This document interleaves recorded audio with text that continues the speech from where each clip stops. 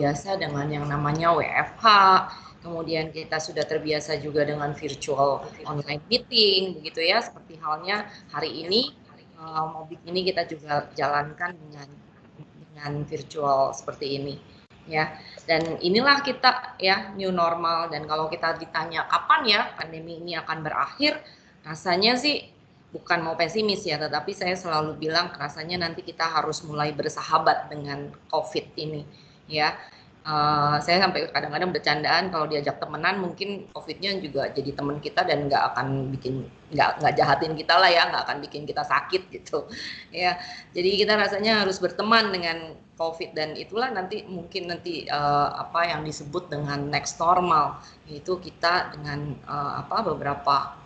beberapa kondisi yang sudah mulai berubah, ya. Bahkan di negara-negara yang di China, di Hong Kong dan lain sebagainya yang tadinya sudah mulai reda, sekarang udah mulai lagi nih. Saya kemarin anakku mau balik ke studi di Hong Kong juga, dia udah pesen tiket segala macam. Ternyata kemarin minggu lalu dapat berita di Hong Kong udah mulai ada masuk fase yang ketiga katanya begitu. Jadi padahal kita fase 1 aja belum lewat nih ya di Indonesia ya.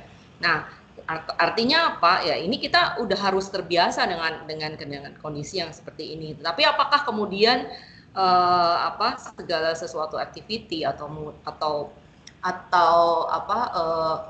bisnis ini harus berhenti? Tentu saja tidak ya. Justru kita harus merubahnya, dan kita saat ini tentunya teman-teman semua sudah mulai banyak yang melakukan juga gitu ya. Dan kalau kita lihat beberapa bisnis yang saat ini berubah pun sudah mulai banyak yang online ya. Jadi restoran-restoran, bahkan penjualan-penjualan lewat online justru makin gencar begitu. Jadi memang semuanya harus beradaptasi secara cepat kalau memang masih mau hidup dan juga mau menikmati keberlangsungan di dalam ekonomi ini begitu ya. Dan kita tentunya Fifth Group juga berharap masa pandemi ini justru membuat kita menintrospeksi diri dan kemudian mengevaluasi apa yang ada di dalam internal kita, untuk kemudian kita merubahnya dan membuat perubahan yang menjadi fondasi nantinya untuk kita mulai berlari lagi di tahun depan. Nah, khususnya mengawali dari rangkaian acara planning cycle untuk 2021, saat ini kita melalui Mobik ini dengan judul Leading the Next Normal, diharapkan kita semua bisa mendapatkan insight ya dari Pak Jimmy Muhammad Rifai Gani, yang nantinya tentunya akan banyak sharing, ya, memberikan best practice sharing supaya kita bisa lebih mempersiapkan planning cycle untuk tahun 2021 ini. Di dalam setiap tantangan tentu ada opportunity, ya teman-teman, itu yang kita ketahui bersama, dan pastinya kita semua sudah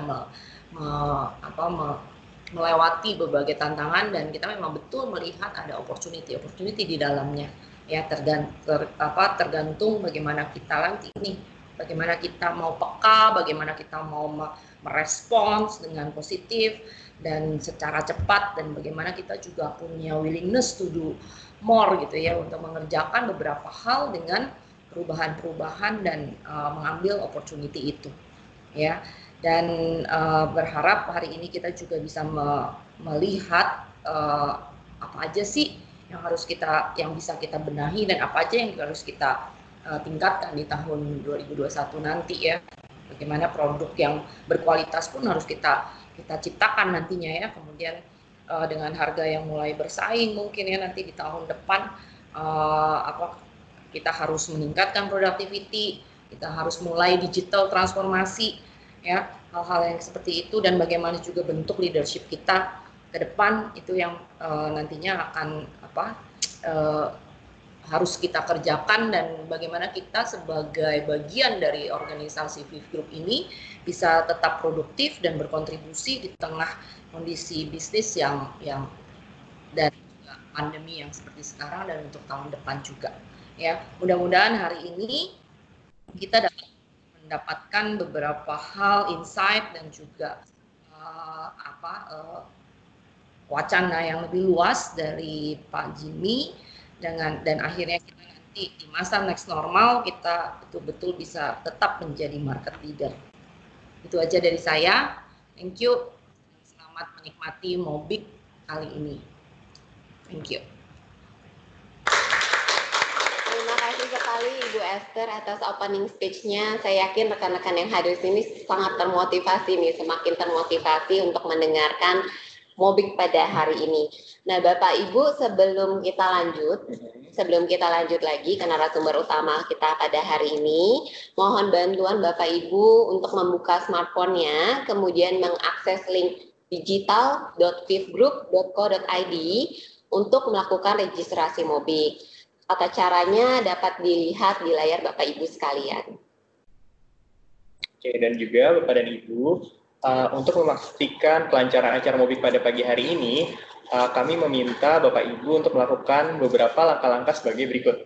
Yang pertama, dimohon untuk Bapak dan Ibu sekalian mematikan kamera ataupun video webcam yang ada di aplikasi Bapak dan Ibu. Lalu yang kedua, pastikan kondisi audio gadget Bapak dan Ibu ada pada kondisi mute atau hening. Dan yang ketiga, diharapkan untuk tidak menggunakan meeting chat untuk berbincang-bincang, karena meeting chat ini nantinya akan digunakan untuk sesi tanya dan jawab atau sesi Q&A. Dan yang keempat, Bapak dan Ibu, ini ada yang menarik.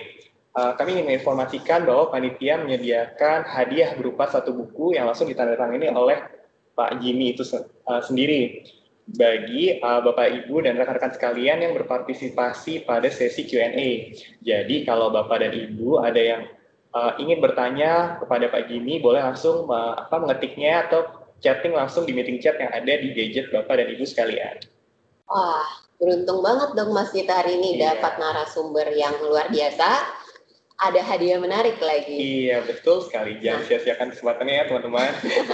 Nah, nggak usah tunggu lama-lama Mas. Kita langsung panggil narasumber utama kita gimana? Kayaknya jangan dulu deh, Pep. Kenapa tuh, Mas? Kita belum kenalan nih sama narasumber kita. Oh iya, benar. Kalau kita kenalan dulu sama narasumber kita? Setuju. Oke, yuk kita kenalan yuk teman-teman. Jadi pembicara kita pada pagi hari ini, pada acara Mobik ini bernama Bapak Jimmy Muhammad Rifai Gani. Beliau sebelumnya pernah menempuh pendidikan sebagai Master in Public Administration di Kennedy School of Governance, Harvard University, Amerika Serikat.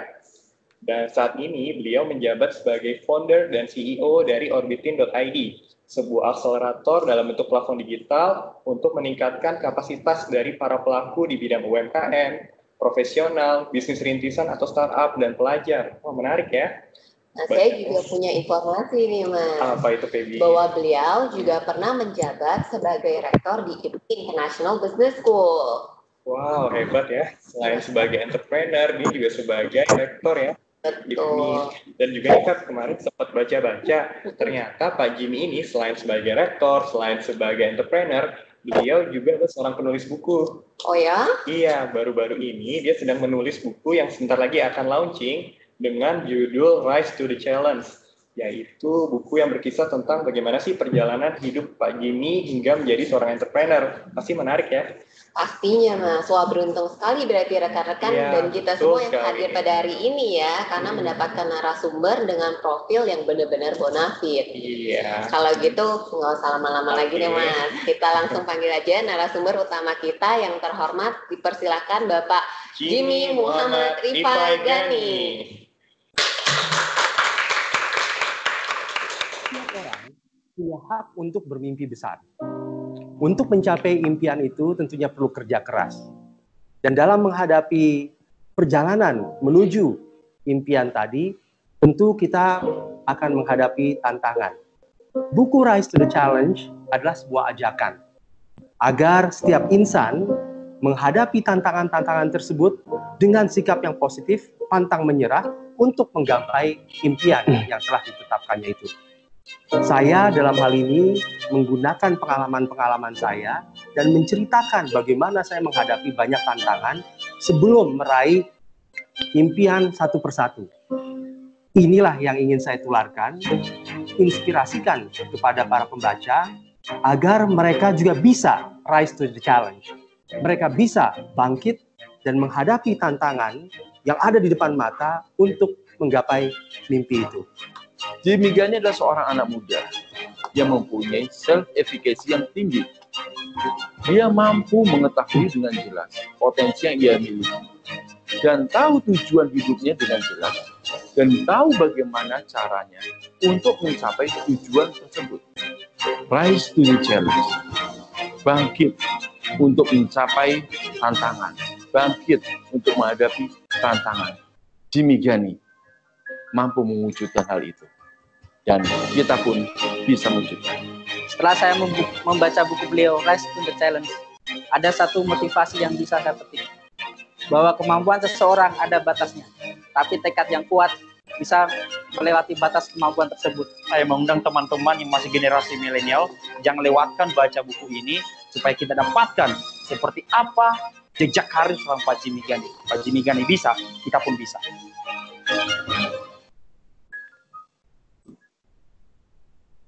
Bismillahirrahmanirrahim. Assalamualaikum warahmatullahi wabarakatuh.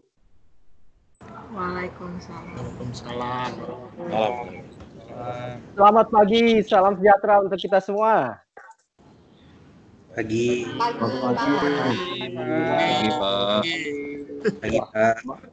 Mantap ini, ratusan orang menyapa itu langsung mengiang di telinga. Seneng banget bisa hadir. Yang saya hormati Bu Esther Sri Hartati yang tadi memberikan keynote speech yang luar biasa, teman-teman dari FIF yang luar biasa pada pagi hari ini. Terima kasih atas kesempatan yang diberikan kepada saya untuk bisa sharing di sini. Let me first start with a quote from Mahatma Gandhi. Bukan Mahatma Gandhi ya, tapi Mahatma Gandhi. Mahatma Gandhi once said, "Be the change you wish to see in the world."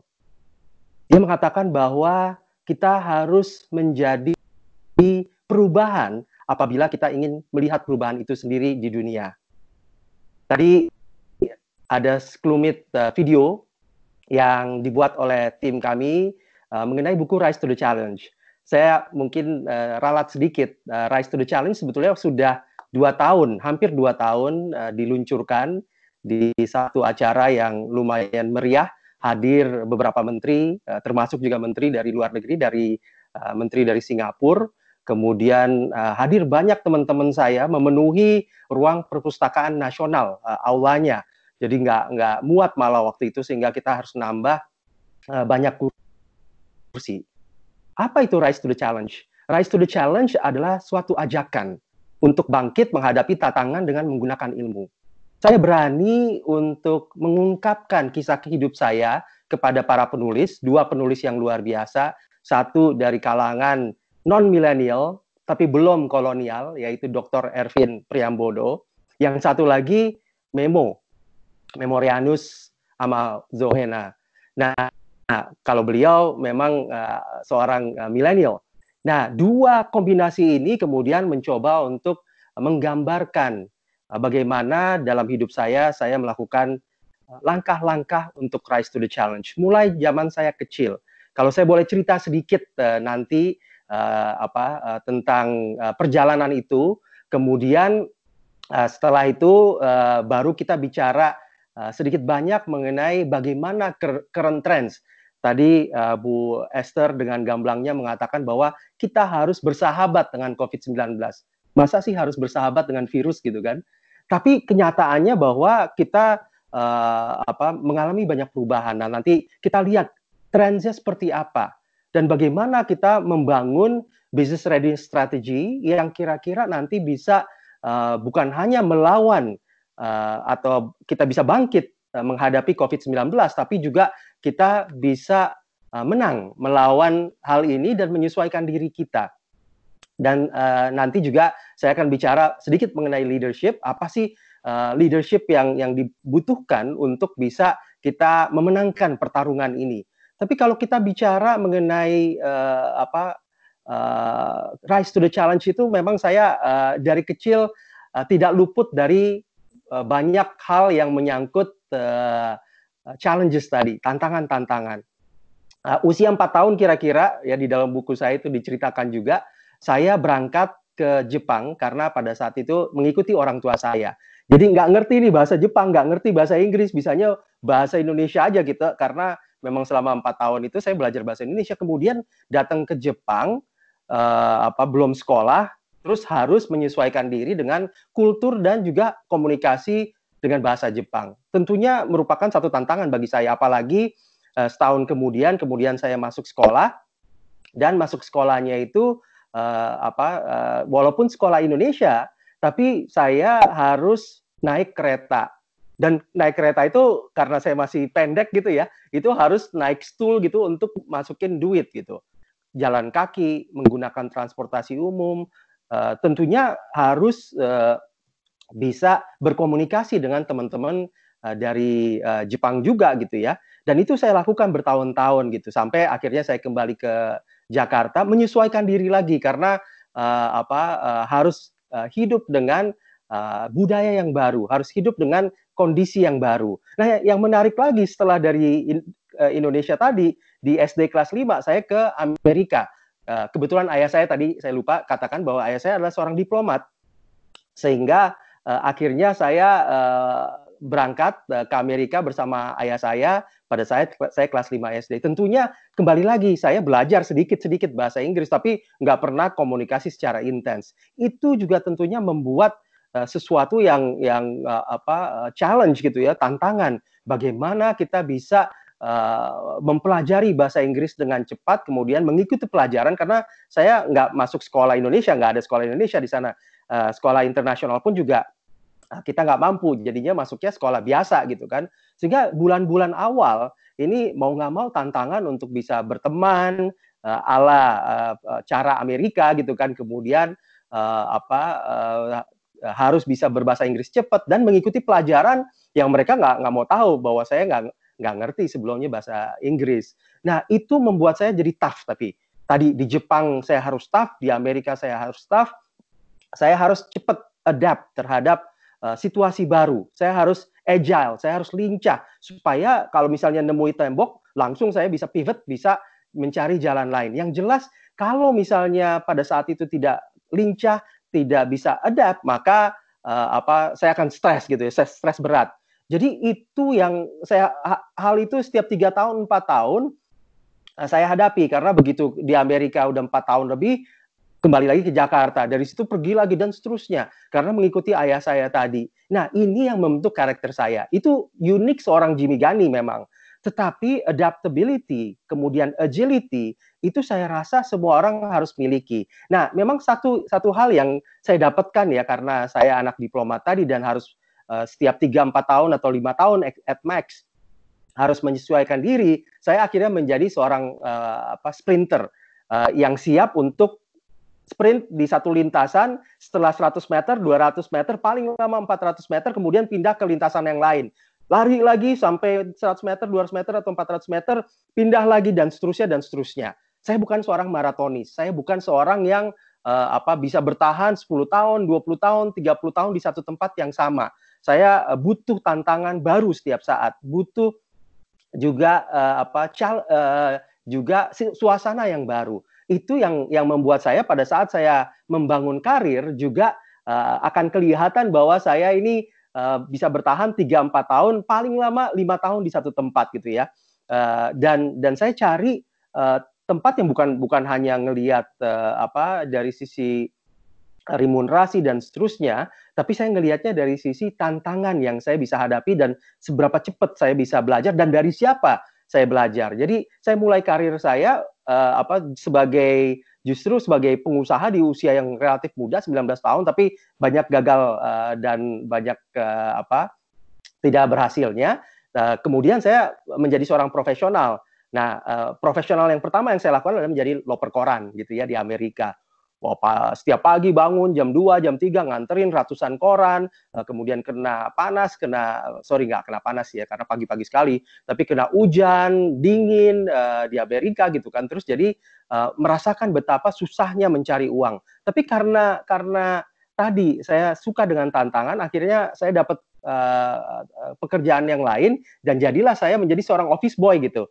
Nah, dengan office boy itu saya juga kembali lagi belajar dari orang-orang yang lebih senior dari saya, tapi at the same time saya juga mendapatkan juga bekerja secara giat gitu ya, karena mereka akhirnya senang dengan orang yang yang mau melakukan banyak hal gitu, termasuk fotokopi, bikinin kopi dan seterusnya gitu ya. Nah,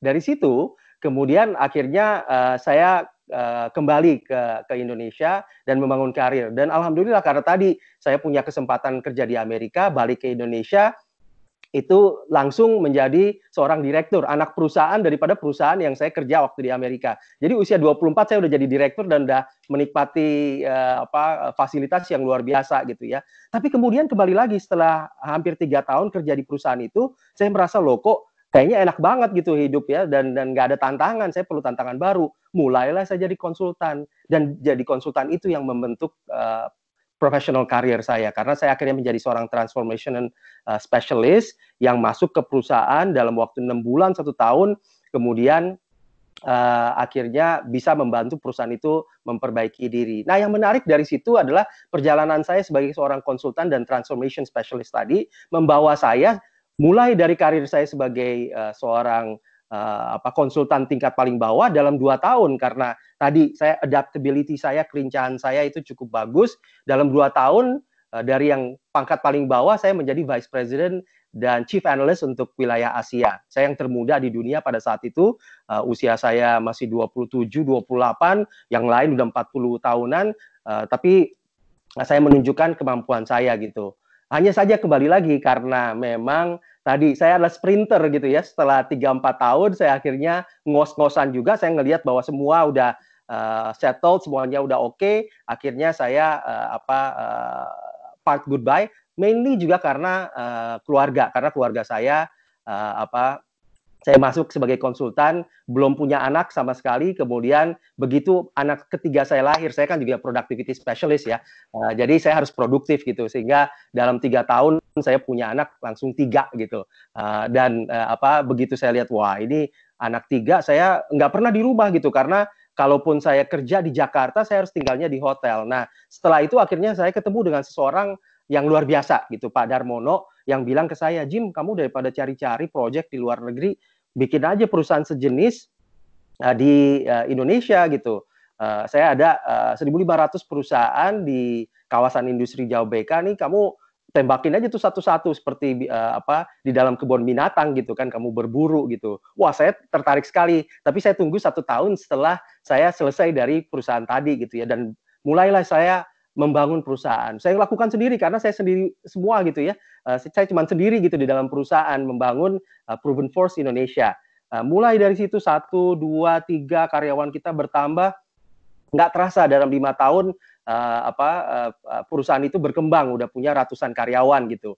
Dan akhirnya dalam 5 tahun itu saya merasa wah ini rasanya saya udah mulai bisa relax nih, dan bisa main golf, bisa bersenang-senang gitu ya sama keluarga.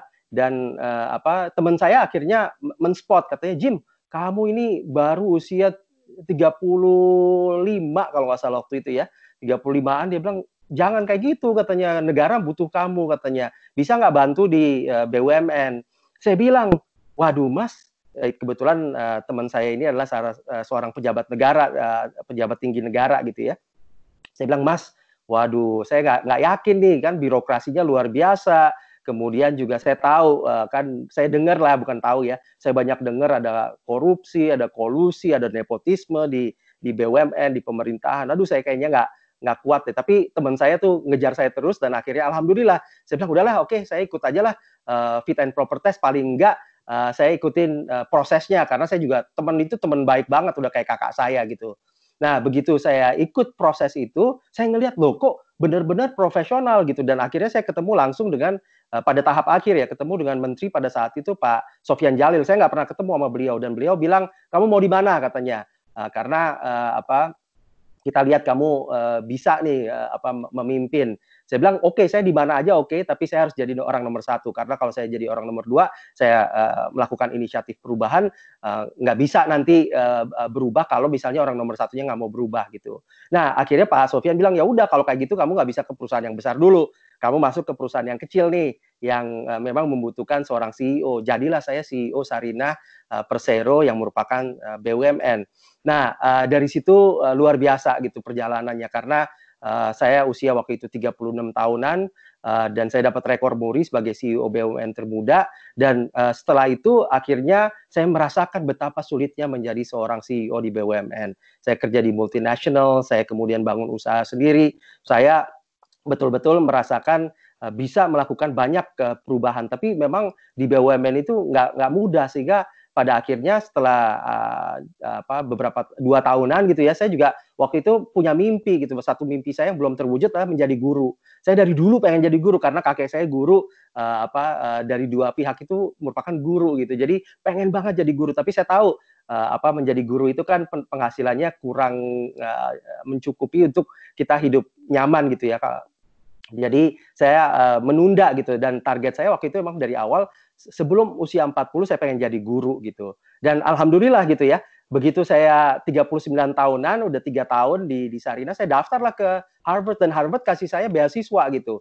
Akhirnya saya ngomong ke Pak Dahlan Iskan pada saat itu beliau jadi menteri, Pak, saya saya dapat beasiswa, boleh nggak saya selesai? Tapi salah satu hal yang saya setiap saat saya mengambil posisi atau jabatan, saya selalu menyiapkan kader untuk senantiasa bisa ambil alih posisi saya, termasuk di perusahaan saya sendiri tadi ya, diambil alih oleh istri saya dan juga para profesional. Kalau di BUMN saya udah di Sarinah saya udah siapkan juga gitu. Ada 1 orang yang saya siapkan dan saya sodorkan nama beliau.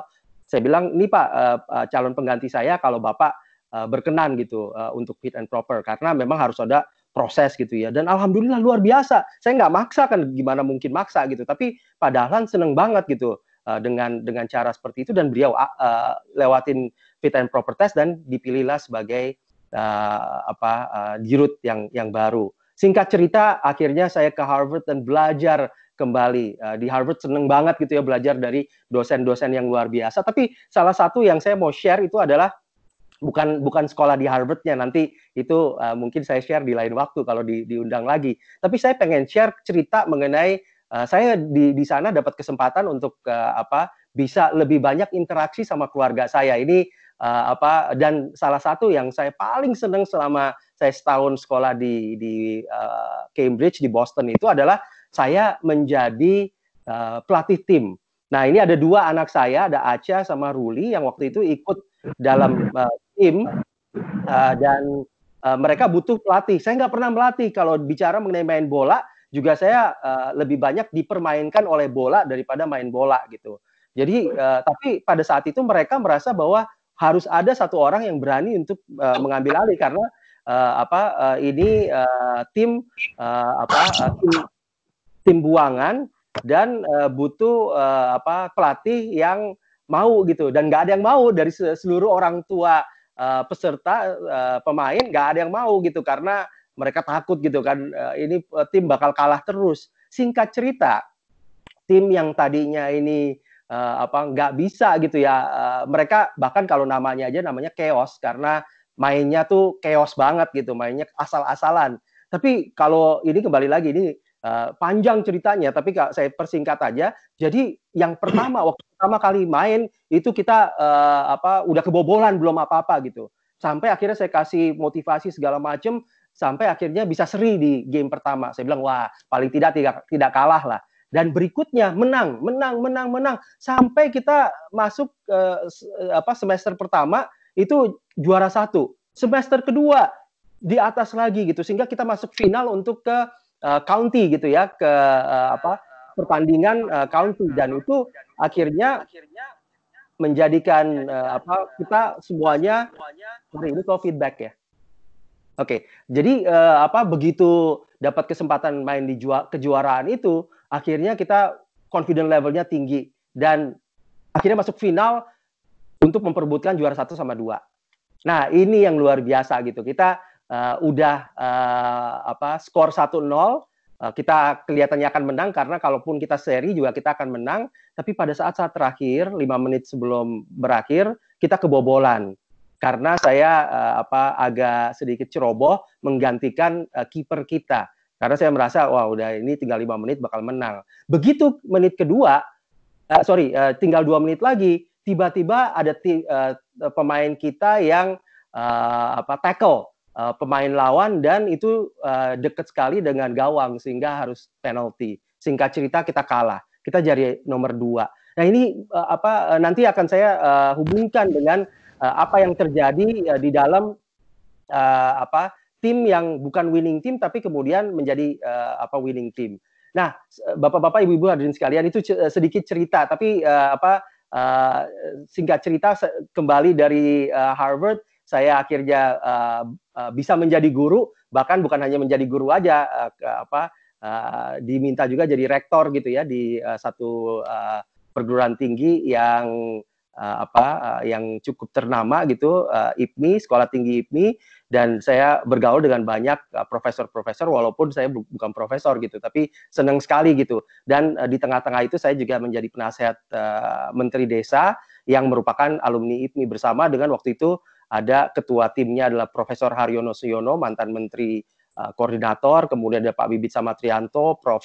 Renald Kasali, dan seterusnya. Itu luar biasa pengalaman untuk saya. Tapi itu semua berakhir akhir tahun lalu. Saya juga kembali lagi karena saya udah bilang sama IPMI juga saya hanya bisa paling lama 5 tahun, dan betul saya udah siapkan ya setahun sebelum saya selesai saya cari rektor yang terbaik, dapatlah mantan rektor dari IPB, Profesor Dr. Aman Wirakarta Kusuma. Usianya memang lebih tua dari saya, udah 72 tahun pada saat itu. Tapi saya merasa bahwa beliau fit yang bagus dan beliau akhirnya ngambil alih. Nah sekarang kemudian saya balik lagi kan, saya udah merasa udah pensiun gitu. Kemudian perusahaan saya udah jalan. Sekarang dari saya sendiri di tahun 2003 sekarang karyawan kita udah lebih dari 2.000 orang. Nah, udah jalan, nggak perlu saya ngapa-ngapain, dan anak-anak saya udah mulai dewasa juga dan mulai masuk gitu. Terutama anak saya pertama sudah nikah, sehingga dia udah mulai banyak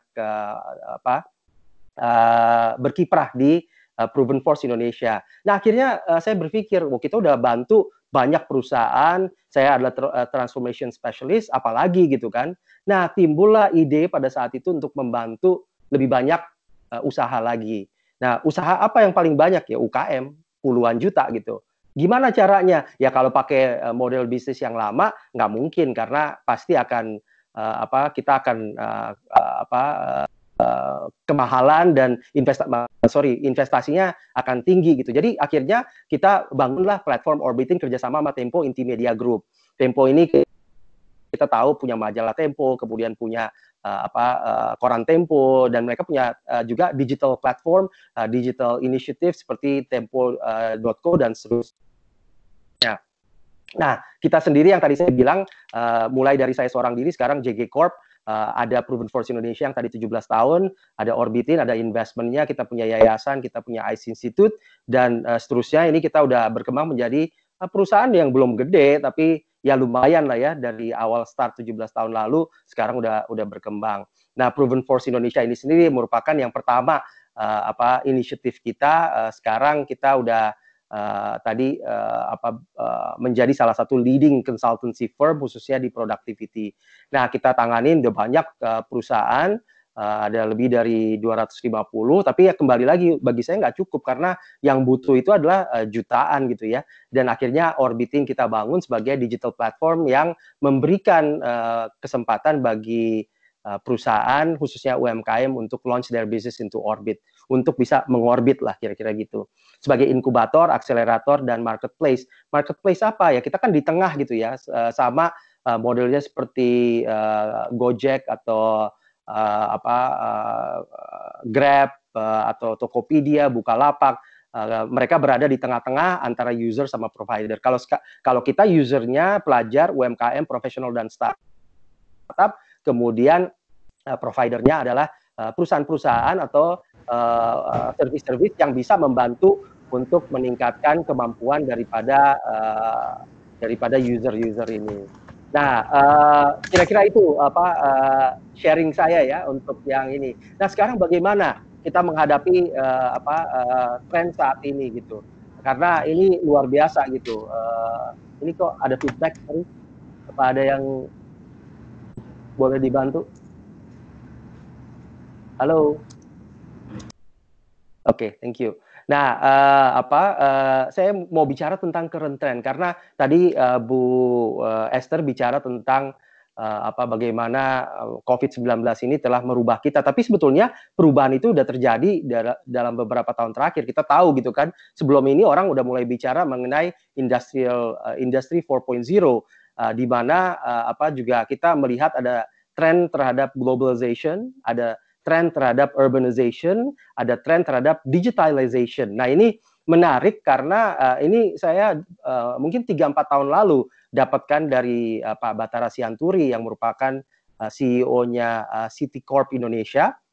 Menarik sekali karena memang sekarang terjadinya globalization gitu ya, dan terbukti gitu dengan adanya COVID-19 yang mulai dari Wuhan, katanya mulainya dari Wuhan ya, kemudian sekarang menjadi global dan ini menjadi global issue.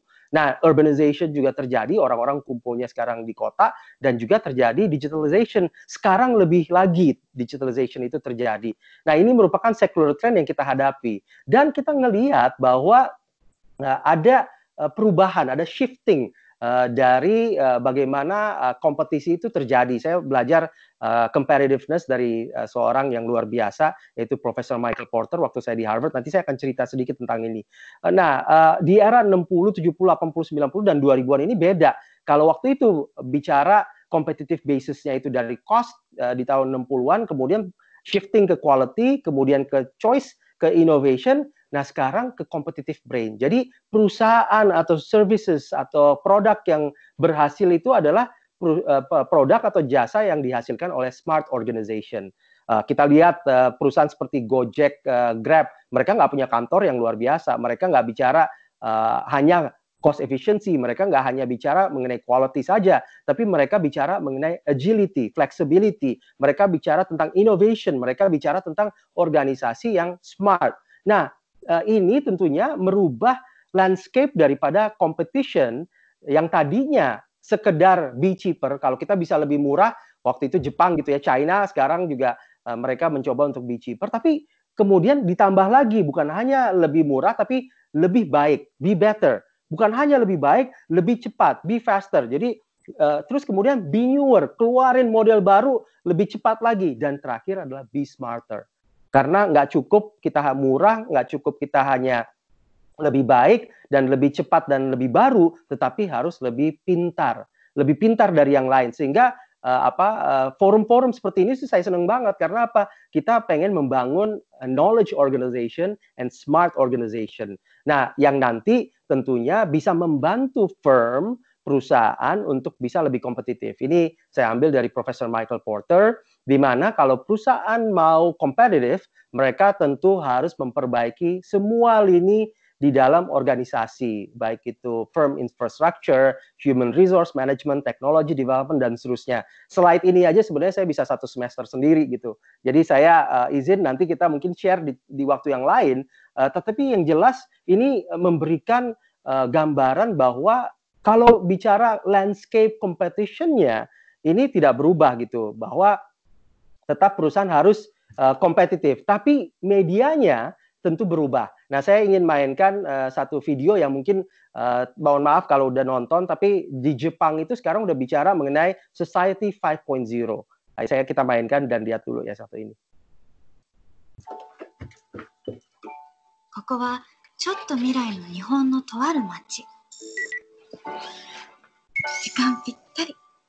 IoT や AI 技術によって叶えられるソサエティ 5.0 の社会です。おはよう。朝ごはん何にしようかな。スムージーはいかがですか？いいね。Jadi semuanya pakai artificial intelligence. Ordernya juga pakai AI speaker. Nggak perlu ke dokter, lewat telemedicine aja.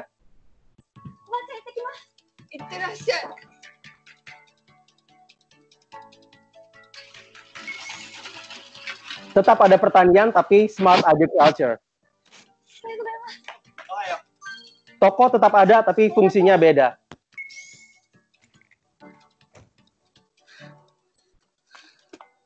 Nah, saya paling seneng yang ini nih. Tetap ada rasa cinta, kekaguman antar manusia. Walaupun semuanya udah modern. 未来が楽しみでしょ。なんか言った？なんか言った？なんでもない、なんでもない。 Itu ditulis coming soon gitu ya, tapi kita lihat bahwa ini sudah semakin terjadi.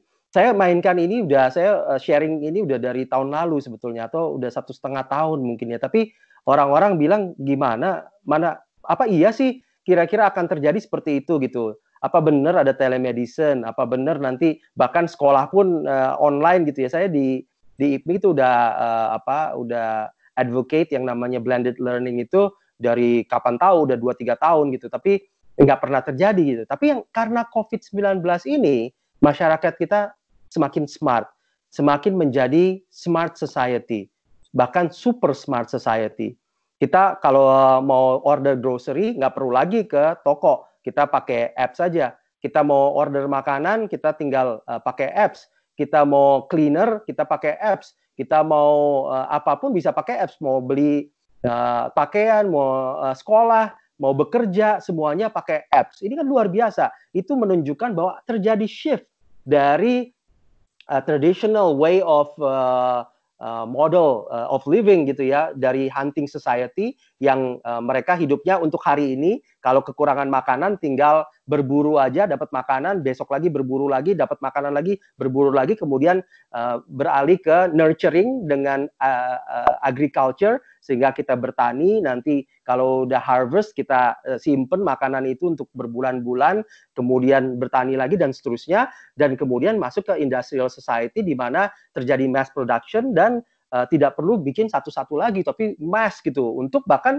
bukan hanya satu daerah, satu negara, bahkan untuk satu dunia gitu. Dan begitu ada information society dengan komputerisasi, kita udah bisa terkoneksi antar negara, antar daerah dan seterusnya. Nah, sekarang sudah menjadi super smart society. Nah, yang menarik adalah bagaimana kita menanggapi ini, bagaimana strategi kita kan.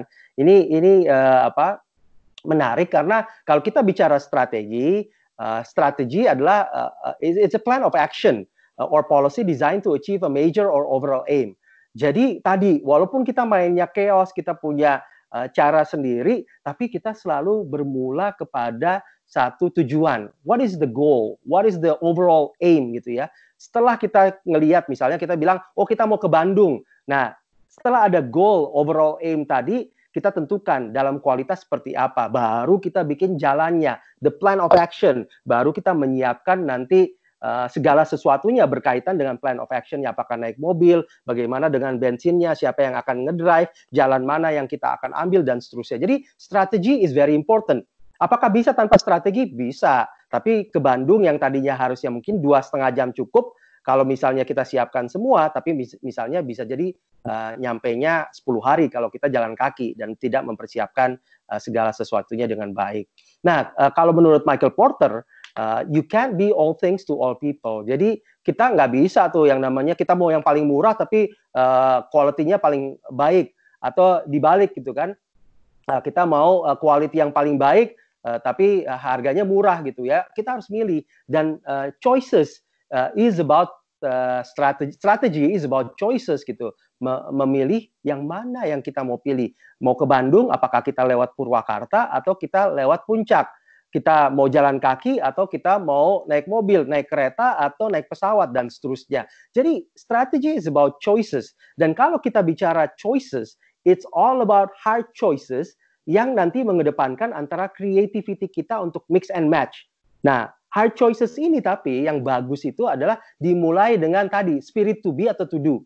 Saya ingin nyampe di Bandung dalam waktu kurang dari 3 jam, visi saya, mimpi saya seperti ini, nanti nyampainya sehat dan seterusnya. Kemudian kita menganalisa bagaimana kemacetan di jalan, bagaimana yang mana yang paling the shortest route gitu. Terus kemudian mana yang kira-kira memakan bensin atau energi paling sedikit atau uang yang paling sedikit dan seterusnya. We have to do hard thinking, berpikir secara susah gitu ya. Ini proses ini yang menurut saya sangat relevan dengan kejadian COVID-19. Karena apa? Kita ada spirit to be, to do, kemudian kita melakukan hard choices, tapi yang terjadi tahun 2020 ini luar biasa. Di perusahaan kami juga sama. Kita udah melakukan deep thinking, kemudian udah melakukan hard choices, sudah menetapkan strategi. Begitu hard work-nya, tiba-tiba kita harus berubah cara kerjanya, yaitu working from home. Nah ini kan perubahan yang luar biasa, yang mana yang tadinya kita terbiasa kerja di kantor, ketemu orang secara fisik, tiba-tiba harus kerja di rumah, kemudian harus ketemu orang secara virtual.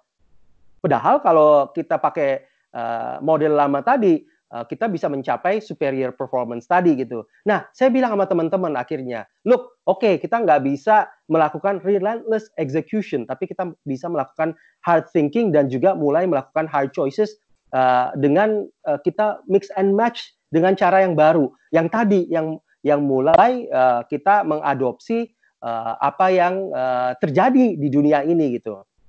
Nah, dengan begitu nanti kita bisa jadi visi dan misi objektif kita tetap sama, tapi nanti kita akan bicara strategic analysis yang baru, membuat choice yang baru, kemudian implementasi dan terus kontrol dan evaluate. Nah, pada akhirnya kita harus menetapkan apa sih yang menjadi konsep yang nanti kita mau kedepankan, sehingga semua ngerti. Apakah kita mau menjadi FIF yang A atau yang B atau yang C, semua harus ngerti gitu. Yang jelas, apapun yang kita putuskan itu, it has to be something that we are deeply passionate about, kata Jim Collins ya. Kemudian harus apa yang drive our economic engine, dan terakhir, it is the best that we can be in the world. Saya seneng nyanyi gitu ya. Tapi kalau saya juga, tapi orang juga kadang-kadang seneng gitu, terutama mungkin istri saya karena dia emang penggemar setia saya gitu ya. Jadi kalau saya nyanyi dia seneng gitu. Tapi belum tentu saya bisa jadi penyanyi yang hebat gitu. Kalau saya dibanding misalnya Anang gitu kan, ya jauh gitu. Jadi saya nggak akan bisa menjadi yang terbaik sebagai singer gitu. Tapi apakah saya bisa sing? Ya mungkin saya bisa gitu. Tapi nggak jadi yang terbaik. Itu nggak akan membantu saya untuk membangun economic engine saya, walaupun saya juga passionate about it. Jadi ini tiga ini sangat penting gitu. Nah, jadi apalagi kita sekarang menghadapi VUCA, saya rasa saya nggak perlu terlalu banyak ya membahas ini. Saya rasa saya yakin semua udah tahu mengenai VUCA, di mana kita perlu menghadapi leadership challenge in the 21st century, di mana kita menghadapi case yang mana terjadi volatility, uncertainty, complexity, and ambiguity. Nah ini juga tentunya nanti kalau kita lihat di spektrum yang ada di slide ini, maka sekarang kita lebih banyak yang di sebelah kanannya gitu. Apalagi kan COVID-19 ini ya, kita lebih volatile, kita lebih uncertain. Tadi Bu Esther juga menyampaikan, wah ini kita nggak tahu nih kapan selesainya. Bener, nggak ada yang bisa prediksi. Di Amerika, di mana-mana, seperti yang Bu Esther sampaikan tadi, udah ada second wave, ada third wave gitu. Nah kita sekarang ini saya lihat masih belum stable juga gitu di Indonesia, sehingga kita masih menghadapi VUCA yang sangat relevan untuk kita hadapi. Nah terus gimana kita menghadapinya? Karena kita kan perlu leadership. We need to form and develop that leadership, yang mana kita mesti lihat apa sih yang dibutuhkan skills di 2020 ini, dan kebetulan World Economic Forum melakukan melakukan satu analisis dan survei di mana mereka menemukan 5 most demanded skills of the future, yaitu complex problem solving, social skills, process skills, system skill, dan cognitive abilities. Nah ini saya bisa kembali lagi bicara satu slide ini bisa satu semester sendiri, tapi itu nanti kita save untuk waktu yang lain. Tapi saya pengen bicara tentang dari kacamata seorang Jimmy Ghani gitu. Yang pertama menurut saya yang penting adalah positive thinking. Karena tadi kalau kita negative thinking, ya itu ngelihat kondisi seperti ini kayaknya nggak akan habis-habis gitu. Kayaknya semuanya buruk. Banyak perusahaan yang saya berapa kali ikut webinar, kemarin juga kita ngadain webinar juga dengan menteri, dengan segala macam orang gitu ya. Dan memang case-nya berat sekali, tantangannya luar biasa. Banyak yang kehilangan pekerjaan, banyak yang kehilangan kesempatan untuk menghasilkan uang dan seterusnya. Nah, tapi dari positif, kalau kita berpikir positif, maka timbullah ide-ide kreatif untuk kita bisa melakukan problem solving proses gitu ya. Yang mana itu kita tentunya perlu bentuk, dan begitu ketemu problem solution-nya tadi, kita bisa communicate. Dan yang tidak kalah penting adalah kita harus bisa adapt ourselves supaya hal-hal yang baru, tren-tren yang baru tadi kita bukan kita lawan, tapi justru kita embrace dan kita yang adapt terhadap perubahan-perubahan tadi. Dan kita harus lincah karena tadi tembok itu besar sekali gitu ya. Begitu kita nemuin tembok ya kita harus lincah, kita harus pivot, kita harus balik kanan atau belok kanan gitu kan. Kemudian harus mencari jalan lain sampai itu betul-betul bisa kita inikan. Dan kita harus perseverance, artinya jangan lupa juga kita harus memastikan bahwa kita juga punya energi untuk bisa terus nanti melakukan hal ini, dan kita tidak kalah sebelum waktunya selesai, karena tadi suatu saat akan selesai. Tapi kalau misalnya kita udah give up di tengah-tengah, ya sudah selesailah kita gitu ya. Ini slide saya yang terakhir, 2-3 yang terakhir. Saya merasa bahwa COVID-19 ini adalah satu berkah yang luar biasa. Saya sekarang bisa bersama anak-anak saya, bisa bersama istri saya hampir 24 jam sehari. Ya, saya bangun pagi bisa 2 jam 3 pagi, kemudian mohon kepada Allah, pagi-pagi bisa ke masjid gitu kan untuk subuh bareng sama anak-anak saya, kemudian balik lagi bisa treadmill, tadi pagi saya bisa berenang sama anak-anak saya di rumah, kemudian bisa langsung habis itu siap-siap untuk ngadepin ratusan orang gitu untuk sharing gitu ya, dan tetap menjaga kesehatan, sehingga saat ini luar biasanya kita bisa pendekatan holistik. Nah, ini saya sekarang berada di kamar tidur saya gitu. Jadi kamar tidur saya yang memang cukup luas ini saya convert sebagiannya itu memang menjadi kantor baru gitu. Jadi 3-4 langkah dari tempat tidur, ya lebih ya, mungkin 5-6 langkah dari tempat tidur saya udah nyampe ke meja kerja saya dan juga kantor saya gitu sekarang ini. Dan kalau orang mau ketemu ya mereka datang ke rumah saya lebih banyak gitu. Jadi kita bisa menjalani hidup yang lebih seimbang gitu, menjaga kesehatan, menjaga spirituality, menjaga financial kalau kita ngerti bagaimana caranya menjaga financial. Kemudian tadi ya banyak sekali, ada 8 wellness of well-being. Jadi conclusionnya apa? Saya mohon maaf agak panjang ini lebar. Saya berikan sedikit aja conclusionnya. Yang pertama tadi COVID-19 ini telah memberikan kita banyak tantangan, tapi at the same time juga banyak opportunity. Saya luar biasa gitu. Saya kayaknya tambah sibuk tapi tambah seneng karena bisa dekat sama anak-anak gitu. Anak-anak saya bisa belajar bisnis langsung dari saya. Mereka bisa sholat jamaah sama-sama saya. Kemudian mereka bisa menikmati makan bareng gitu kan. Yang saya nggak pernah bayangin gitu kan sebelumnya, karena saya sibuk sebagai komisaris, advisor, sebagai rektor. Pokoknya banyak sekali gitu di dalam pikiran. Tiba-tiba dikasih almost 24 hours gitu ya sama mereka gitu. Tapi ya tentunya itu yang ini ya. Dan harus ada, there has to be deep thinking about how we can adapt ourselves to embrace the new normal. Jadi kedepannya ini bagaimana kira-kira kita bisa adapt ourselves. Tadi yang saya cerita itu adalah spesifik Jimmy Gani gitu ya. Jadi jangan ikutin jalan saya. Saya juga bilang sama anak-anak saya, look, my father was not a successful businessman. He was a successful diplomat. Dia menjadi seorang duta besar, saya look up to him, tapi saya nggak mau ngikutin jejak beliau gitu, karena saya mau jadi menjalankan hidup saya dengan cara saya, my way gitu. You have to have your own way also. Jangan ikuti, kalian punya nama sendiri, kalian punya bakat sendiri, jalani sendiri. Saya hanya bisa menuntun saja gitu, dan mereka kelihatannya paham betul itu. Dan we must come up and implement with an appropriate strategy tadi ya. Don't expect a one size fit all solution. Tadi jalan saya adalah seorang sprinter. Jadi nggak semua orang sprinter ya. Banyak orang yang maratonis, banyak orang yang bertahan 15 tahun, 20 tahun dan seterusnya di dalam satu perusahaan. Nah, itu saya sangat respect gitu dan itu justru saya kagum dengan orang-orang seperti itu karena saya nggak bisa lakukan gitu. Dan everybody needs to develop the required leadership traits and rise to the challenge of winning the war against the situation. Bapak-bapak, ibu-ibu hadirin sekalian, memang kita menghadapi situasi yang luar biasa, yang mana kita harus merubah cara kita bekerja, cara kita berinteraksi, cara kita hidup, sehingga tidak mudah.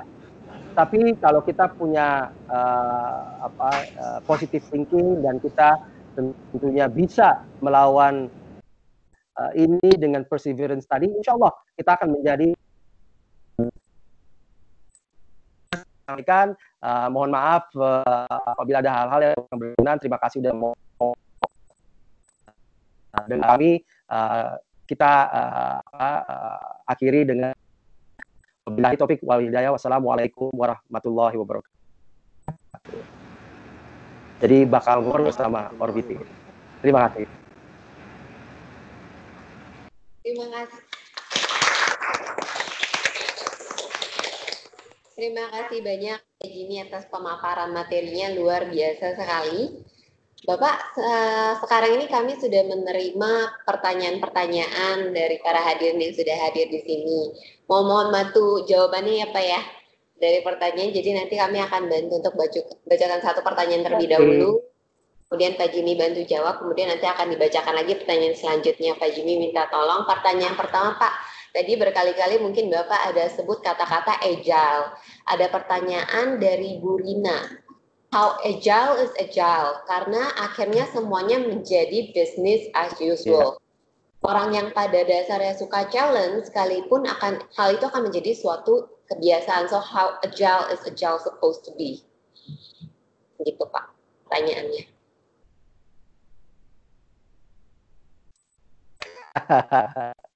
Ini susah banget ya. How agile should agile be? Gitu. Jadi kalau kita lihat, halo. Iya Pak. Oke, jadi kalau kita lihat yang terjadi ini, agility itu tergantung daripada kayaknya saya matiin aja yang ini ya. Halo. Iya Pak. Baik, Pak. Jadi kalau kita lihat apa yang sekarang terjadi ini situasinya sangat volatile. Iya. Sangat volatile dan sangat sulit untuk bisa dihadapi. Ini kayaknya saya pindah ini ya karena kayaknya kurang ini nih. Boleh saya pindah baik, ke Pak. laptop lain? Ya, baik Pak. Oke, mungkin teman-teman yang masih nge-loading apa yang disampaikan Pak Jimmy dikasih tenggang waktu ya Mas ya. Iya betul. Pikir aja apa kita nih. menunggu Pak Jimmy kembali. Iya. Mungkin Jadi kalau boleh ada dari Bapak dan Ibu yang ingin masih ada nih yang di pikirannya mau bertanya apa, boleh langsung aja menulisnya di kolom meeting chat ya Pep ya. Iya benar banget.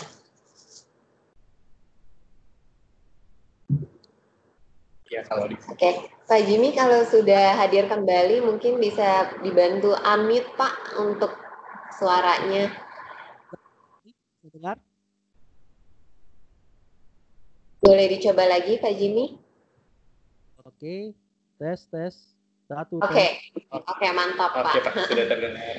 Oke Pak, silakan dilanjutkan. Terima kasih. Jadi kalau kita bicara mengenai agility itu tentu tergantung daripada situasi. Kalau misalnya kita terlalu lincah pada saat kondisi stabil, kondisinya itu jalannya lurus gitu ya. Artinya kalau jalannya lurus terus kemudian kita nyetirnya itu belok-belok segala macam, lincah gitu ya, itu bahaya kan. Karena jalannya lintasannya lurus gitu.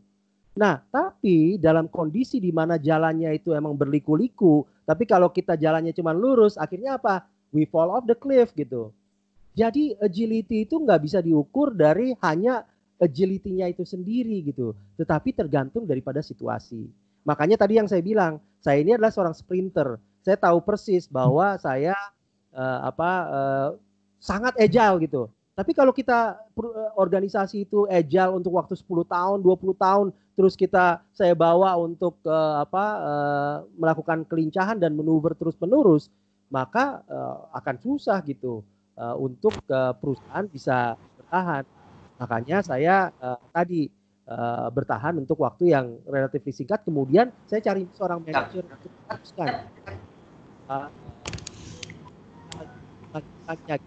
dan tadi itu jawabannya tergantung situasi. Kalau pada saat bukanya itu tadi ada di sebelah kanan sangat-sangat volatile, sangat-sangat uncertain, sangat-sangat sangat-sangat ya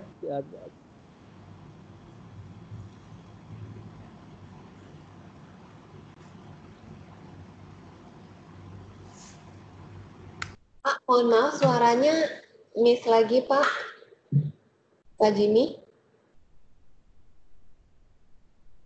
Halo. Halo Pak Jimmy, mohon maaf suaranya sepertinya ke-mute lagi Pak. Oke, bisa? Oh ya, Oke, Pak. baik, terima kasih Pak. Tadi sampai di mana tuh? Kedengarannya sampai pada saat volatile Pak di sebelah kanan. Gitu.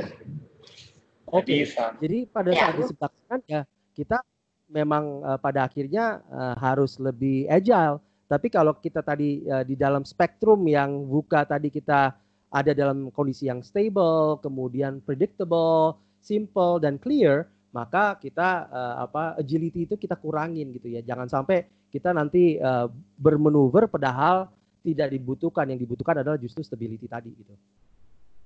Berarti harus bisa membaca situasinya juga ya Pak ya, bereaksi terhadap situasi gitu. Oke, baik, terima kasih. Makanya analisa terhadap situasi itu sangat penting.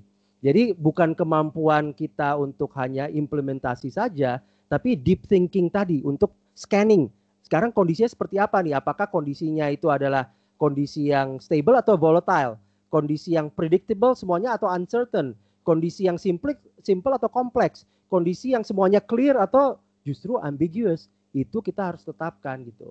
Dan semua banyak teorinya kok. Kalau di IPMI bisa belajar tuh. Atau mau nanti ikut kuliah saya juga boleh. Suatu kehormatan Pak. Terima kasih Pak jawabannya. Kemudian Pak ada pertanyaan kedua Pak Jimmy dari Ibu Rita Sukmawangi.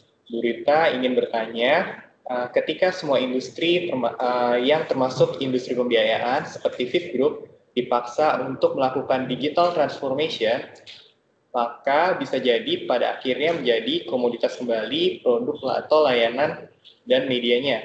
Bagaimana kita bisa menemukan competitive advantages baru dan unique proposition, bukan hanya untuk win the competition, tapi juga untuk memastikan keberlangsungan di masa mendatang, Pak. Jadi di sini maksudnya mungkin apa sih harus dilakukan supaya kita bisa memastikan sustainability juga Pak dari bisnis ini sendiri. Silakan Pak Jimmy. Ini menarik. Ya ini menarik nih. Tapi kayaknya saya nggak mau jawab sebetulnya karena ini teman kuliah saya yang tanya. Nggak ada. Nah, gini. Kalau kita bicara mengenai analisa tuh banyak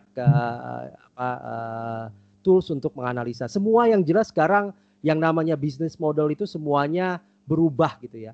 Kita lihat business model dari transportation yang tadinya regular taxi, kemudian regular bus gitu ya, dan semuanya bicara offline, tapi sekarang model bisnisnya itu lebih ke online. Nah, begitu juga dengan asuransi gitu kan. Saya yakin juga banyak penyesuaian yang harus dilakukan. Bagaimana penyesuaiannya? Ya kita tentu harus menganalisa. Salah satu tools yang saya gunakan di dalam perusahaan maupun juga saya bantu banyak perusahaan untuk bisa mereka menganalisa adalah yang kita kalau di kelas MBA biasanya kita belajar yaitu business model canvas. Jadi di dalam business model canvas itu kita akan menggambarkan banyak hal. termasuk siapa sih ini kita customer kita, bagaimana relationship kita dengan customer itu, bagaimana revenue stream-nya, bagaimana costing-nya dan seterusnya. Nah ini penting untuk kita gambarkan karena bisa jadi bisnis modelnya akan berubah di masa mendatang. Ini kelebihan daripada beberapa junior-junior saya yang lebih dulu melakukan development daripada super apps ya. Beberapa memang adalah juga kebetulan adalah lulusan Harvard juga seperti Nadiem Makarim. Ini juga dia sama, dia juga membuat business model canvas, analisa, kemudian melihat bagaimana kira-kira the future of the transportation business gitu kan. Bagaimana kira-kira apakah bisa didisrupt gitu bisnis model yang sekarang, dan terjadi gitu kan. Yang tadinya Bluebird, Express Taxi, kemudian tukang ojek di pangkalan dan seterusnya itu merajalela, sekarang keok gitu dengan adanya super app seperti Gojek. Begitu juga sama ya.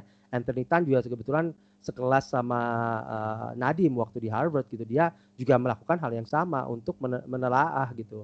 Ya kalau misalnya FIF nggak bisa bikin business model canvas, bolehlah Jimmy Gani dipanggil gitu kan sama timnya untuk membantu gitu kan. Nah begitu juga misalnya juga dengan cara kerja les gitu, yang namanya Belva yang membangun ruang guru itu juga sama. Dia sejak waktu di Harvard itu dia membangun business model canvas daripada ruang guru gitu. Kemudian hasil menerapkannya karena dia tahu bahwa cara-cara lama untuk bisa les itu sudah berubah gitu. Dan akhirnya ruang gurunya sukses. Saya yakin FIF juga sebenarnya di dalam juga ada kemampuan gitu ya untuk analisa, tapi kembali lagi saya serius loh kalau misalnya nawarin, kalau misalnya perlu bantuan ya kita siap untuk membantu juga. Itu jawaban saya. Terima kasih. Terima kasih Pak Jimmy. Jadi kalau saya coba tangkap ya Pak, berarti kita kayak relog lagi ya Pak ya dari model bisnis kita, terus kita lihat mana aja sih yang berpotensi untuk disrupt, dan di situ baru poin-poin yang perlu kita perhatikan ya Pak ya. Betul, betul sekali. Ya pertanyaannya Pak.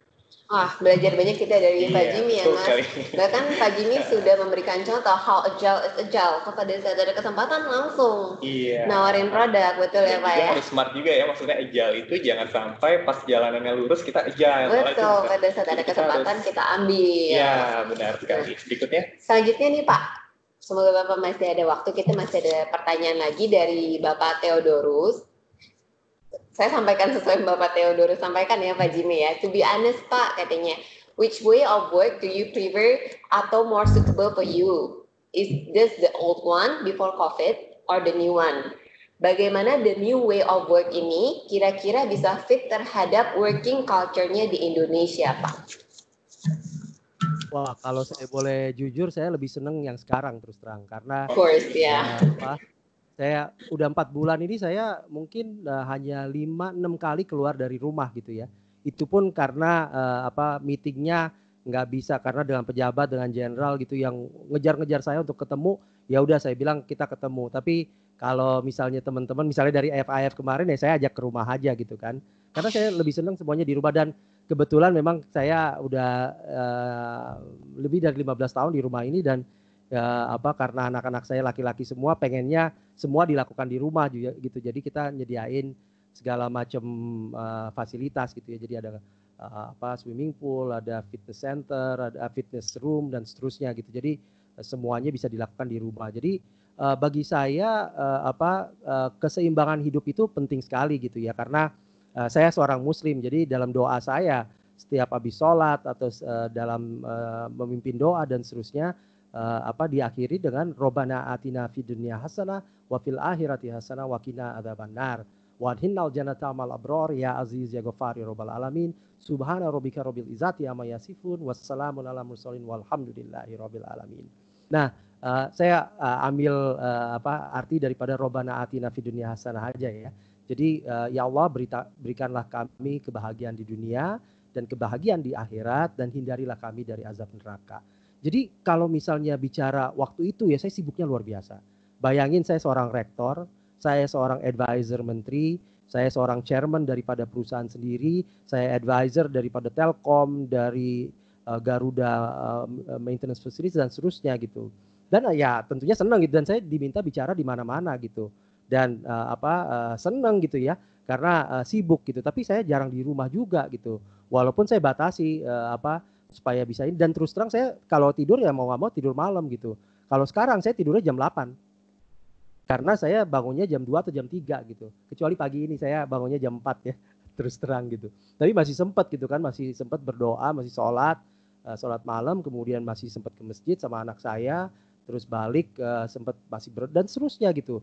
Jadi hidupnya lebih seimbang, menurut saya lebih sehat, kemudian lebih sama keluarga ya, sosialnya juga lebih bagus, dan saya Sabtu Minggu juga kerja. Kerjanya apa? Kerjanya menyambung silaturahim dengan keluarga gitu. Saya yang setting gitu supaya ada kumpul-kumpul keluarga, supaya ada halal bihalal dan seterusnya. Justru lebih produktif, tapi akhirnya juga sibuk juga gitu ya. Dan bagaimana dengan mendapatkan uang? Kalau menurut saya rezeki itu luar biasa gitu. Dan alhamdulillah selama ini saya kan pengen naik kelas tuh kan, kalau katanya Robert Kiyosaki kan kita harus jadi employee dulu, kemudian self-employed, menjadi business owner, kemudian investor. Nah selama ini saya lama juga menjadi business owner gitu kan, karena sistemnya udah jalan, tapi untuk menjadi investor belum terlalu fokus gitu. Begitu saya di rumah bisa menjadi investor karena saya udah punya tabungan, alhamdulillah gitu ya.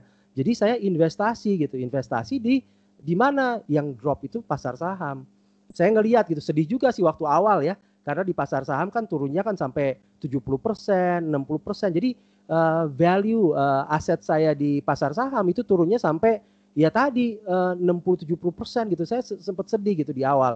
Tapi itu saya bilang kita harus pivoting, jangan jadikan ini sebagai sesuatu yang negatif, justru positif. Akhirnya apa? Saya perbesar berkali-kali lipat gitu investasi saya. Sekarang dari minus 60-70% tadi, portfolio saya udah plus 30% gitu. Dan kalau misalnya saya cash out sekarang gitu ya, itu udah bisa untuk hidup bertahun-tahun gitu, untuk kami dan keluarga. Jadi ada aja rezeki gitu kan, luar biasa gitu.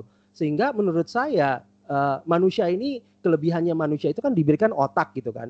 Memang ada orang yang otaknya itu encer di akademik, ada yang orang otaknya itu atau kelebihannya itu dengan suaranya, kemudian dengan kemampuan kognitifnya. Ada yang dengan kemampuan olahraganya, ada yang kemampuannya itu analisanya dan seterusnya. Nah, we just need to find the right talent yang bisa menjadikan kita yang terbaik gitu.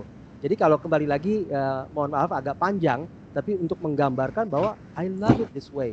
Ini yang sering kali, apalagi sekarang saya sudah punya mantu kan. Jadi memang belum punya cucu gitu ya, karena belum boleh kayaknya, mungkin belum boleh oleh Allah untuk dapat menjadi grandpa. Tapi ya seneng-seneng aja gitu, karena anak-anak saya yang bungsu ini sekarang udah lulus SMA, jadi mereka masih tinggal di rumah. Even anak saya yang udah nikah juga tinggal di rumah gitu, dan bahkan dia udah pengen bikin rumah juga, tapi di tanah kita ini gitu yang cukup lah untuk bisa bikin rumah tambahan gitu. Itu ya kira-kira. Tapi menurut Bapak tadi mungkin disambung Pak pertanyaannya, menurut Bapak bagaimana new style ini fit into Indonesian culture gitu Pak? Nah ini dia, ini kan bicara tinggal modelnya aja. Saya tahun lalu 2-3 tahun terakhir lah ya, itu kan ke desa-desa ya sebagai advisor menteri desa, dan saya ngelihat bahwa di desa ini memang berbeda kehidupan dengan di kota. Saya terus terang lebih banyak ke kota-kota, bahkan ke kota-kota besar di dunia sebelumnya gitu. Terus tiba-tiba dihadapkan pada kenyataan harus ke desa gitu. Kalau kita bicara mengenai living the 5.0 life di desa, memang mungkin belum tingkatan itu ya. Artinya kita harus menyiapkan banyak infrastrukturnya. Tapi menurut saya untuk kehidupan di kota itu sangat fit gitu. Artinya saya dengar juga misalnya teman saya Pak Batara Sianturi di Citibank, saya dengar dari beliau betapa sekarang ini Citibank mencoba untuk menerapkan konsep work from home, walaupun misalnya nantinya sudah bisa dilakukan pekerjaan dari kantor langsung gitu. Tapi kenapa harus semuanya di kantor gitu? Kan kalau di kantor kan bayarnya mahal. Ya mungkin kalau FIF sih punya gedung sendiri ya. Tapi menurut saya tentunya kalau misalnya bisa kerja di rumah kan lebih nyaman tadi gitu loh. Untuk beberapa hal mungkin nggak 100% gitu ya. Tapi bisa saja kan 50% atau 70%. Nah, itu tergantung perusahaannya itu sendiri gitu. Jadi kalau bicara untuk di perkotaan saya setuju. Bahkan kuliah juga online saya setuju. Tapi kalau kita misalnya paksakan itu di pedesaan yang sekarang ini masih signifikan ya. Walaupun mayoritas sekarang udah di kota penduduk kita, tapi masih ada significant amount of people living in the village area yang mungkin accessibility terhadap terhadap internet, wifi dan seterusnya itu masih relatively sulit gitu saat ini. Oke, baik. Thank you Pak Jimmy atas jawabannya. Oke, Pak Jimmy, ada pertanyaan lagi Pak dari Ibu Dian. Pak Jimmy, apa yang harus kita siapkan dari segi people untuk memastikan bahwa transformasi yang dijalankan, terutama di saat ini, dapat mendukung keberlanjutan dan pertumbuhan bisnis? Oke, ini menarik banget nih. Ya, yang pertama tentunya mindset. Tadi, mindset dari 3.0 ke 4.0 beda. Mindset dari pre-COVID dengan post-COVID beda. Bayangkan sekarang kan orang mulai banyak bicara nih, wah work from home tuh nggak efektif gitu. Kita banyak nggak bisa ini orang, tapi nyatanya selama 3 bulan 4 bulan banyak yang bisa survive juga gitu. Saya kemarin lakukan webinar gitu ya dengan Menteri Teten Mas Duki, Menteri Koperasi dan UKM, dan beberapa ada Vice President ADB dan seterusnya, ada Deputy dan lain-lain, ada Rektor. Nah, kita ngelihat bahwa memang kalau most foundational issue adalah mindset dulu gitu. Mindset bahwa yang pertama berpikiran positif bahwa look, jangan berharap untuk kembali ke pre-COVID era gitu. This is the time untuk kita memikirkan kembali how can we actually adapt ourselves. Bagaimana kita bisa embrace teknologi. Bagaimana kita bisa membuat belajar di rumah lebih efektif. Bagaimana kita bisa belajar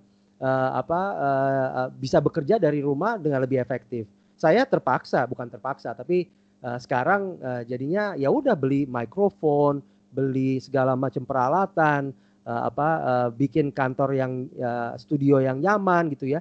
Di belakang sini ada lightingnya segala macam, kemudian pokoknya investasi gitu untuk bisa kita berperan aktif gitu ya. Sama seperti kalau misalnya kita lakukan offline gitu. Karena dulu saya lebih sering offline tentunya. Bahkan 100% offline kalau sharing gitu. Nah, kaitannya dengan FIF, saya nggak bisa jawab secara konkret gitu. Tentunya perlu ada satu perubahan mindset dulu gitu. Bahwa look, we are in this together. We are in this not just for now or for temporary time, tapi it's going to be something yang long lasting gitu, yang kita harus menyadari bahwa kita harus berubah gitu. Nah, yang milenial seperti dua orang yang cantik dan ganteng di depan saya ini udah terbiasa karena kelihatan masih milenial kan. Kalau kita kan udah kolonial, jadi mungkin sendi-sendi pergerakannya udah lebih harus dilumasin, otaknya juga udah mungkin udah lebih karatan dan seterusnya. Tapi untuk yang muda-muda yang merupakan digital native, ini kesempatan dan it's your chance gitu untuk bisa make a difference. Saya bilang sama anak saya, look, saya kalau mau berubah bisa, tapi kalau misalnya berubahnya itu dibantu sama yang sama-sama seperti saya, ya nggak bisa berubah banyak. Jadi yang ngerubah, yang initiate itu harus yang muda-muda. Kasih kesempatan yang muda-muda dan terbukti gitu ya. Tim saya kebanyakan tim millennials gitu. mungkin hanya saya yang udah mendekati kolonial dan mendekati extinct zamannya dinosaurus gitu. Oke, terima kasih Pak Jimmy. Sepertinya cukup menjawab Pak. Berarti kalau saya coba summary-kan, berarti yang penting itu kita menyiapkan mindset dulu ya Pak ya. Jangan sampai kita menganggap suatu perubahan itu sebagai tantangan, tapi kita juga harus bisa melihat apa sih opportunity yang ada di balik perubahan itu sendiri. Dan juga harus ada kesamaan pola pikir nih dari setiap karyawan Fit Group kalau kita punya satu tujuan yang sama dengan ada perubahan yang terjadi. Oke, mungkin untuk pertanyaan berikutnya silakan Feby. Pak Jimmy, ada pertanyaan dari Bapak Kris. Disampaikannya seperti ini. Kalau mendengar seluruh paparan dari perjalanan Pak Jimmy, rasanya semuanya berjalan mulus. Apakah Pak Jimmy pernah mengalami kegagalan dalam perjalanan karir dan bagaimana mengatasinya? Terima kasih. Waduh, ini kalau cerita mengenai kegagalan saya mungkin bisa 10 buku, kalau kesuksesan saya 1 buku. Kalau kegagalan itu 10 buku mungkin, karena di balik kesuksesan orang itu selalu ada belajarnya. Jadi saya ingin mengutip pernyataan yang sering orang bilang bahwa ini adalah hadis ya, tapi saya belum menemukan tuh hadisnya. Jadi anggaplah ini quote dari Imam Al-Ghazali ya, bahwa kalau kita mau bahagia di dunia kita harus pakai ilmu. Kalau kita mau bahagia di akhirat kita harus pakai ilmu. Kalau kita mau bahagia di dunia dan di akhirat, kita juga harus pakai ilmu. Nah, saya selalu berusaha untuk belajar dari kegagalan-kegagalan saya. Ada beberapa hal ya, mungkin salah satu yang tadi saya kasih tahu ya, kegagalan saya yang udah di awal kan tadi ya, membawa tim saya itu menjadi juara 1 di county gitu ya, di Amerika. Itu salah satu kegagalan menurut saya, karena sebetulnya kita punya potensi banget untuk menjadi juara 1. Tapi pada saat selesai daripada menjadi juara 2, saya menghibur mereka gitu ya, look, lihat nih pialanya, saya bilang piala juara 1 sama piala juara 2 sama aja. Yang satu tulisannya first place, yang satu bilangnya second place. Tapi pialanya sama, kebetulan sama. Biasanya kan piala juara 1 kan lebih gede gitu ya. Nah, dan saya juga bilang gitu bahwa justru kita lebih banyak belajar dari kegagalan kita. Kenapa? Karena kalau misalnya kita berhasil, kita cenderungnya justru besar kepala, kita sombong, kemudian cenderungnya nanti bicara besar selalu tentang diri kita. Padahal kita we are nothing gitu kan. Baik agama Islam, Kristen, Buddha, semua selalu mengajarkan humility gitu kan. Selalu bicara kita harus humble gitu. Dan saya itu salah satu yang tadi ya saya bilang sama mereka, look, you are still young, you will find this. Mereka nangis soalnya kan, gimana sih orang dari kita nggak bisa apa-apa, dibilang chaos, orang bilang nggak akan menang, terus tiba-tiba punya kesempatan jadi juara 1 gitu, terus tiba-tiba gagal gitu kan. Nah itu saya bilang justru ini adalah pelajaran yang berharga untuk kalian daripada kalau juara 1. Banyak sekali di dalam karir saya pernah dipecat ya. Tadi saya nggak cerita, tapi saya pernah dipecat gitu karena saya jadi orang nomor 2 di dalam perusahaan. Saya mencoba untuk melakukan perubahan-perubahan di dalam perusahaan itu, tapi kemudian bos saya nggak suka gitu. Itu yang juga kemudian membuat saya merasa saya nggak bisa jadi orang nomor 2 gitu. Kalau saya jadi orang nomor 2 nanti ya itu kembali lagi ya, bukan orang lain ya, saya kan. Jadi saya begitu jadi orang nomor 2 bisa jadi nanti makanya waktu Pak Sofyan Jalil nanya saya apakah mau di mana perusahaannya, saya bilang anywhere. Saya nggak mau gajinya berapa, mau karyawannya berapa, untuk saya itu saya mau ibadah. Saya bilang saya mau mengabdi. Tapi yang penting bagi saya adalah saya harus jadi kapten. Itu syarat saya waktu itu kepada Pak Sofyan Jalil, Menteri BUMN saat itu. Dan beliau ini kan. Nah kalau mau bicara kegagalan tadi ada 10 buku lagi nih. Cuman kesian kan nanti yang lain ya. Jadi di karir saya juga saya menemukan tadi dipecat, kemudian di demosi, saya pernah dikeluarin dari project, saya pernah nggak lulus kuliah. Dan terakhir kegagalan terakhir saya adalah saya setelah pulang dari Amerika, saya semangat belajar saya tinggi banget gitu. Kemudian saya akhirnya ngambil S3 di UI gitu ya. 3 tahun saya belajar di UI dan tinggal dua langkah lagi saya menjadi seorang dokter. Tapi pada saat saya harus ujian komprehensif, saya waktu itu dihadapkan pada pilihan karena ujiannya itu tiba-tiba diminta pada saat waktu liburan dan saat itu saya sudah planning untuk umroh bersama keluarga saya. Jadi kita berlima, saya berlima gitu dengan 3 anak saya dan mertua saya. Ayah saya dan ayah mertua saya udah meninggal, jadi ibu saya dan ibu mertua saya. Nah, dihadapkan pada saat itu, ya saya milih ya saya umroh dan itu saya harus gagal. 3 tahun saya terus terang ya saya muntah-muntah waktu belajar itu. Karena saya sekolah sambil saya ngurusin perusahaan, sambil saya jadi rektor, saya jadi advisor, menteri dan seterusnya. Saya muntah-muntah betul-betul. Karena di saat-saat tertentu saya nggak bisa, I cannot take it anymore gitu. Terus diberikan jalan oleh Tuhan, milih yang mana? Mau milih ibadah, umroh, atau mau milih terusin jadi dokter? Tapi kembali lagi itu pilihan, dan saya milihnya untuk umroh tadi. Itu kegagalan. Karena saya nggak selesai, saya bukan PhD sampai sekarang gitu. Tapi bagi saya itu ada pelajaran untuk saya yang saya harus ambil konsekuensi itu. Kira-kira gitu. Kalau saya mau paparin lagi gitu ya, apalagi kisah-kisah cinta saya sebelum ketemu sama istri saya juga itu banyak banget. Tapi saya ketemu istri saya, ya di buku nanti ada, saya ketemu istri saya 20 hari, begitu saya ta'aruf 20 hari saya lamar beliau, bulan depannya kita berangkat ke Mekah, kita langsung menikah tanpa memahami satu sama lain. Kita menikah dalam waktu kurang dari 2 bulan kenal dari satu sama lain gitu ya di Mekah di hadapan Ka'bah, dan alhamdulillah ya kan walaupun saya nggak kenal toh terbukti 21 tahun 22 tahun walaupun ada kerikil-kerikilnya juga dan ada batu sandungannya juga ya, babak belur juga gitu, tapi alhamdulillah kita bahagia sampai saat ini gitu.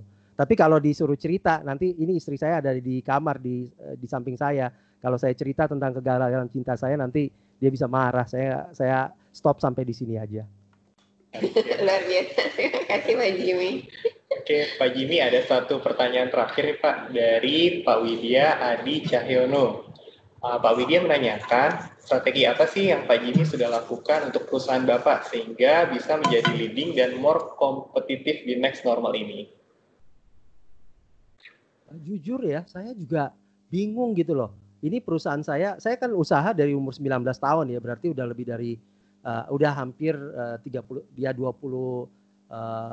tahun lah gitu ya saya berusaha, dan itu banyak gagalnya, kembali lagi tadi dari 10 buku yang ada di dalam situ gitu. Nah pada saat saya mendirikan usaha saya kan sendirian waktu itu, sempat hampir give up gitu.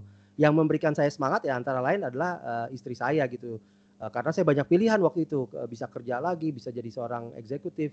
Tapi kemudian saya milih akhirnya untuk bertahan, untuk membangun terus perusahaan saya selama 17 tahun terakhir. Kalau ditanya apa sih strateginya, apa sih resepnya, saya juga terus terang bingung juga untuk menjawabnya terus terang. Karena saya 10 tahun terakhir ini nggak pernah hadir gitu ya, bukannya nggak pernah hadir, tapi tidak aktif gitu. Mungkin apalagi waktu saya di BUMN gitu kan, relatively waktu saya untuk perusahaan tuh almost zero gitu. Waktu saya jadi rektor, advisor menteri, mungkin saya masih bisa waktu menyisihkan 5% dari waktu saya, tapi that's it gitu.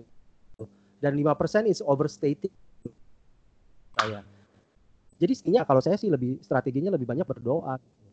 Berdoa kemudian memberikan motivasi dan memberikan juga target-target visi saya gitu. Visinya apa? Kita punya moto itu adalah helping organizations improve. Jadi kita selalu mengedepankan membantu dulu sebelum meraih kesuksesan tadi.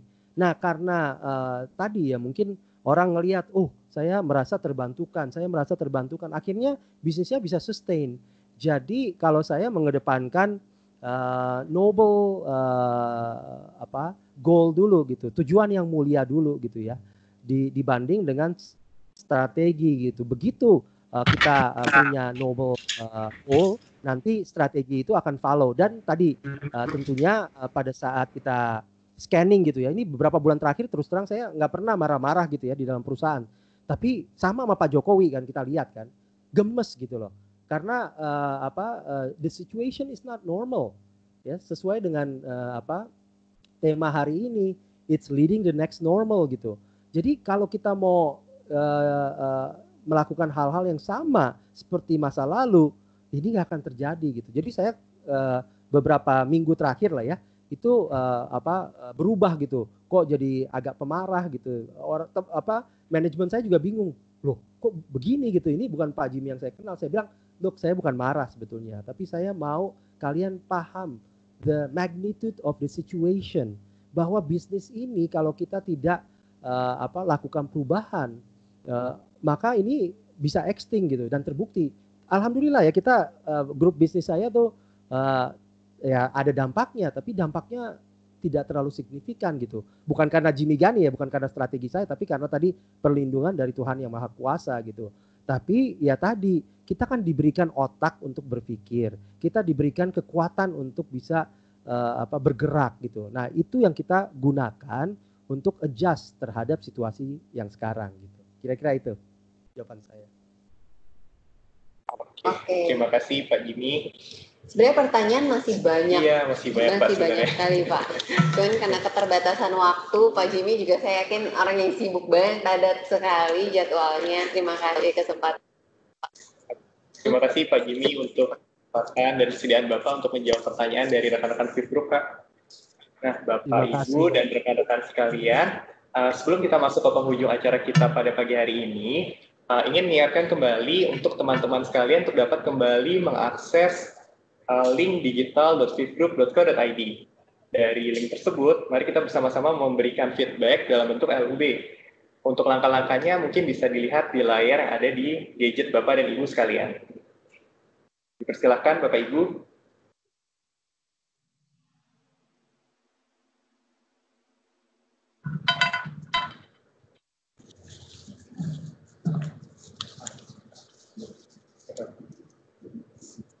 Oke. Dengan demikian berakhir sudah acara Mobic Planning Cycle Jury 2021 bertema Leading the Next Normal yang dipandu dengan Bapak Jimmy Muhammad Rifai Gani. Terima kasih banyak Bapak Jimmy. Tepuk tangan sekali lagi untuk Bapak Jimmy untuk waktunya. Terima kasih. Yang sudah dipaparkan dan pertanyaan-pertanyaan yang sudah dijawab dapat memberikan motivasi dan menginspirasi rekan-rekan kita semua pada hari ini ya Pak ya, terutama di bulan-bulan planning cycle ini. Iya, betul sekali ya, supaya kita bisa membuat strateginya itu benar-benar align dengan apa sih yang mau kita capai ke depannya. Dan juga nih Feb, kita juga tidak lupa ingin mengucapkan terima kasih kepada Bapak Ibu manajemen yang sudah hadir pada acara Mobic pada pagi hari ini, dan juga kepada rekan-rekan Fit Group. Dan tak lupa juga kami mengucapkan sekali lagi kepada pembicara kita yang sangat spesial, Bapak Jimmy Muhammad Rifai Gani. Terima kasih banyak Pak Jimmy untuk kesempatannya boleh hadir di Mobic hari ini. Terima kasih sekali lagi. Akhir kata mengucapkan semangat ya teman-teman untuk mempersiapkan Planning Cycle 2021. Iya. Akhir kata saya Feby dan rekan saya Tekaria. Mohon undur diri dan sampai jumpa di Mobic selanjutnya. Fit Group luar biasa, tim, yes!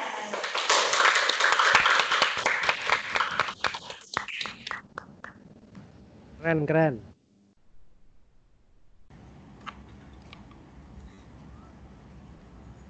Terima kasih. Sukses selalu. Izin live. Terima kasih Pak. Terima kasih teman-teman. Terima kasih. Terima kasih Pak.